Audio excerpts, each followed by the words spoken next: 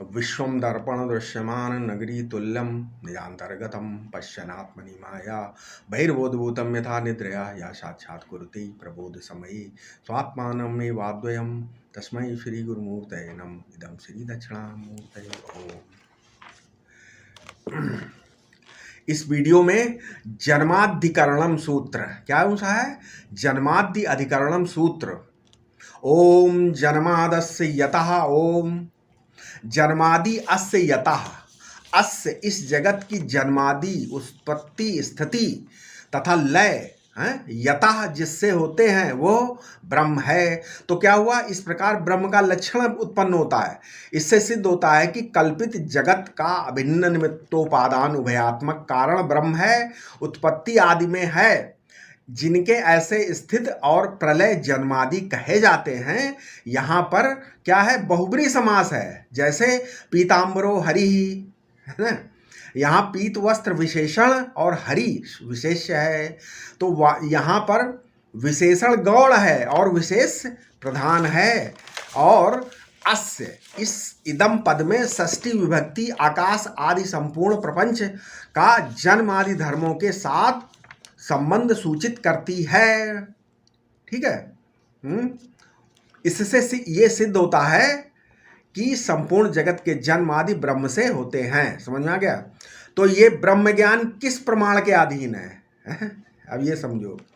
कहा कि वेदांत शास्त्र के, तो वेदांतोक्त महावाक्य जन्य प्रमा के प्रमाणांतर से, अर्थात वेदांत शास्त्र के अतिरिक्त किसी अन्य प्रमाण से ब्रह्म ज्ञान शक्य नहीं है। ब्रह्म के सिवाय तो कुछ है ही नहीं।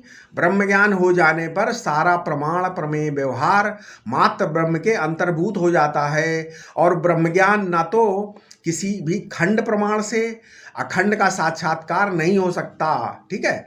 तो ये बड़ी अद्भुत लीला है। तो केवल शब्द प्रमाण तत्त्वमसि अहम ब्रह्मास्मि आदि जो ब्रह्म निरूपक वचन हैं, ठीक है, वे ही हमारे अंतःकरण में ब्रह्म प्रमा उत्पन्न करने में समर्थ हैं। वे ब्रह्म निरूपक शब्द ही वेदांत नाम से कहे जाते हैं। वेदांत को वेद क्यों नहीं बोलते? बोल सकते हैं, परंतु प्रत्येक वेद वाक्य वेदांत नहीं होता। समझ में आया? तो वेद सामान्य है और वेदांत प्रकृष्ट। वेद सब प्रकार के अधिकारियों के लिए है, परंतु वेदांत एक विशेष अधिकारी के लिए, ब्रह्म जिज्ञासु के लिए। किसके लिए? ब्रह्म जिज्ञासु के लिए। तो प्रश्न है, क्या आत्मा या ब्रह्म सुख स्वरूप है? क्या आत्मा या ब्रह्म सुख स्वरूप है? तो इसमें चार्वाक और बौद्ध मानते हैं कि जो यथार्थ ज्ञान है वो सुख का हेतु नहीं हो सकता। चारवाकों में जब आत्मा ही नहीं है तो ज्ञान होने पर सुख किसको होगा? है ना। और बौद्धों की आत्मा क्षणिक मिथ्या प्रत्यय रूप प्रतिक्षण प्रध्वंसी है। तो उसकी जिज्ञासा करने पर सुख कहाँ से होगा? अब जैन लोग बोलते हैं कि जैनों के यहाँ आत्मा को मानते हैं तथा नित्य भी मानते हैं। उनका आत्मा काल से काल में नित्य है और देश में घटता बढ़ता है। 18 दूसरों से रहित होकर त्रिरत्न से, मतलब सम्यक चरित्र, सम्यक संकल्प और सम्यक समाधि से संपन्न होकर बिल्कुल निर्दोष जगमग जगमग प्रज्वलित होता हुआ तीर्थंकर हो जाता है। ठीक है। परंतु उस समय वो सच्चित तो होगा लेकिन आनंद रूप नहीं होगा, ऐसी मान्यता जैन मत की है। अच्छा, अब न्याय और वैशेषिक दर्शन में सुख आत्मा का गुण है, स्वरूप नहीं। इच्छा, द्वेष, सुख, दुख, धर्म, अधर्म और प्रयत्न, ये कितने? 7 आत्मा के गुण हैं। जो गुणी द्रव्य है, आत्मा और परमात्मा दोनों सुख धर्मी तो हैं परंतु सुख स्वरूप नहीं है। अतः ये भी जिज्ञासा के विषय नहीं हो सकते। समझ में आया? अब सांख्य और योग दर्शन में आत्मा को दृष्टा मानते हैं, आनंद स्वरूप नहीं मानते। समझ में आया? अतः दृष्टा आत्मा भी जिज्ञासा का विषय नहीं हो सकता। अच्छा, पूर्व मीमांसा दर्शन में आत्मा का चिद अचित स्वभाव है। ठीक है। उसको आनंद की प्राप्ति के लिए यज्ञादि करने पड़ते हैं। भोग के लिए स्वर्गादि की प्राप्ति करनी पड़ती है। जब इंद्राय स्वाहा कहते हैं तो इंद्र जी देवलोक से आते हैं या नहीं? इसमें मतभेद है। क्या बोलते हैं? बोले देवता विग्रहवती वा ना वा। एक पक्ष कहता है कि मंत्रोच्चारण से देवता का विग्रह बनता है और वही आहुति ग्रहण करता है और कर्ता को फल देता है। दूसरा पक्ष क्या कहता है कि भाई देवता इंद्रलोक से आता है, उसमें सहस्र अपने को सहस्र बनने की संपूर्ण सामर्थ्य होता है। परंतु पूर्व मीमांसा दर्शन में भी आत्मा आनंद स्वरूप नहीं है और ब्रह्म की तो चर्चा ही नहीं करो वहाँ पे, है ना। तो देखो क्या हुआ, न्याय वैशेषिक पूर्व मीमांसा का तो बौद्धों का खंडन करने के लिए आत्मा को सिद्ध करना इष्ट है। न्याय वैशेषिक पूर्व मीमांसा, इन लोगों ने बौद्धों को खंडन करने के लिए आत्मा को सिद्ध करना है। अच्छा, आत्मा सच्चिदानंद घन या आनंद घन है, ये सिद्ध करना इष्ट नहीं है। अतः यहाँ भी ब्रह्म जिज्ञासा नहीं है। देखो यहाँ जहाँ सुख मिले उसी की जिज्ञासा होती है कि नहीं होती है।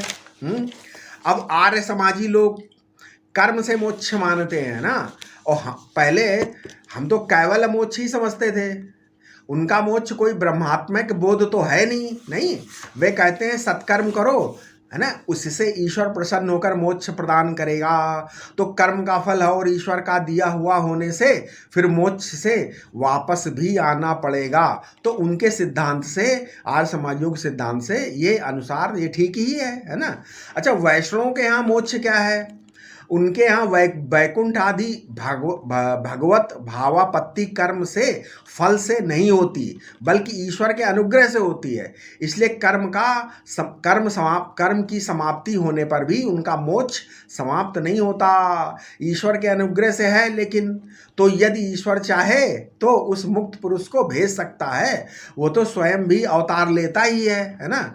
अच्छा, योग दर्शन में मोक्ष क्या है? इसमें पुनरावृत्ति नहीं मानते, परंतु अभ्यास के तो, लेकिन अभ्यास तो रहता है ना, तो अभ्यास तो कर्तत्व से ही प्रारंभ होता है।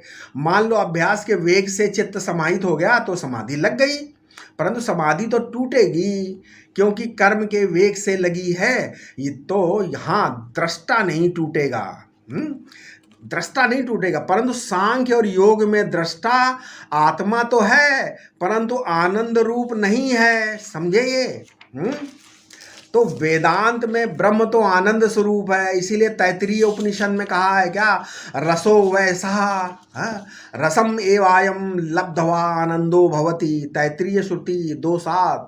वो परमात्मा रस रूप है, निरूपित रूप नहीं, अनिरूपित रूप रस रूप है। अर्थात इस रस परमात्मा का स्वलक्षण है। अब तैत्तिरीय उपनिषद में आनंद का उदाहरण दिया गया है। आनंद मनुष्यों से कैसा है उसमें दिया है, बता देते हैं आनंद किसको कितना आनंद प्राप्त होता है। बोला मनुष्यों से 100 गुना आनंद मनुष्य गंधर्वों को होता है, और वो आनंद उस श्रोत्रिय को अनायास प्राप्त हो जाता है।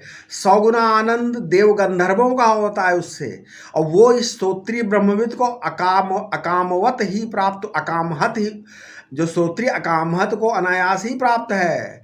इससे 100 गुना आनंद पितरों का आनंद है, और इससे 100 गुना आनंद अजानज देवताओं का आनंद है, और उससे 100 गुना आनंद कर्म देवताओं का है, उससे 100 गुना आनंद शुद्ध देवताओं का है, और उसका भी 100 गुना आनंद इंद्र का है, और इंद्र के आनंद का 100 गुना आनंद बृहस्पति महाराज का है, और प्रजापति से 100 गुना आनंद ब्रह्मा का है।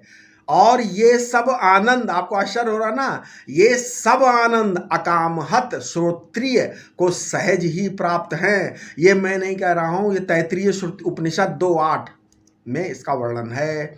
आनंदम ब्रह्म आनंदो है ब्रह्मेति विजानात। ठीक है, तो इसके बाद श्रुति बोलती आगे क्या, आनंद आनंद आनंदाध्यव खलमानि भूतानि जायन्ते आनंदेन जातानि जीवन्ति आनंदम प्रियन्ति अभिशम विशन्ति इति। तैत्तिरीय श्रुति 3:6। देखो जीव भी तो दुख रूप नहीं, क्योंकि वो भी तो ब्रह्म का अंश है ना। केवल दुखा भाव मोक्ष नहीं है, दुख का अभाव मोक्ष नहीं है, वरन संपूर्ण अनर्थों की निवृत्ति पूर्वक परमानंद की प्राप्ति मोक्ष है। इसलिए न्याय और वैशेषिक दर्शन पर श्री हर्ष आदि ने आक्षेप किया, वो बड़ा विलक्षण है। वृंदावन का गीदड़ होना, उन्होंने कहा कि वृंदावन का गीदड़ होना अच्छा है, परंतु वैशेषिक का मोक्ष पाना अच्छा नहीं है। अच्छा, न्याय वैशेषिक योग और सांख्य के मोक्ष में दुखाभाव है। पूर्व मीमांसा में पार्थसारथी मिश्र के मत में प्रपंच संबंध विलयो मोक्ष है। क्या है? प्रपंच संबंध विलयो मोक्ष है। वेदांत में केवल संबंध विलय का नाम मोक्ष नहीं है। प्रपंच के अधिष्ठान प्रकाशक के एक ज्ञान में प्रपंच का बाध होना मोक्ष है। जो लोग मोक्ष में केवल दुखाभाव मानते हैं, वे तो निद्रावत मोक्ष मानते हैं कि नहीं? दुख की मूलभूत अविद्या निवृत्ति होकर अपने स्वरूप में जो अवस्थान है, उसका नाम मोक्ष है। इस ब्रह्म आनंद स्वरूप है, क्योंकि ये ब्रह्म आनंद स्वरूप है, और मोक्ष में आनंद की क्या है? उपलब्धि है कि नहीं है? तो ऐसा शैव, वैष्णव, शाक्त, सौर और गणपत्य और अद्वैती सभी वेदांती मानते हैं। अच्छा, भासमानता दो प्रकार की होती क्या? पहली भासमानता प्रवाहशील भासमानता है, और दूसरी कूटस्थ भासमानता आत्मा में। ठीक है, यदि कूटस्थ कदाचित तदात्म में हो भी गया, तो कूटस्थ पर दृष्टि जाते ही प्रवाही भासमानता बाधित हो जाती है, जैसे जगते ही स्वप्न की भासमानता बाधित हो जाती है। इसलिए व्यवहार पर तत्वज्ञान का कोई प्रभाव नहीं पड़ता। अब इसके आगे हम अपने अगले वीडियो में बताएंगे। ठीक है। ओम शांति शांति शांति।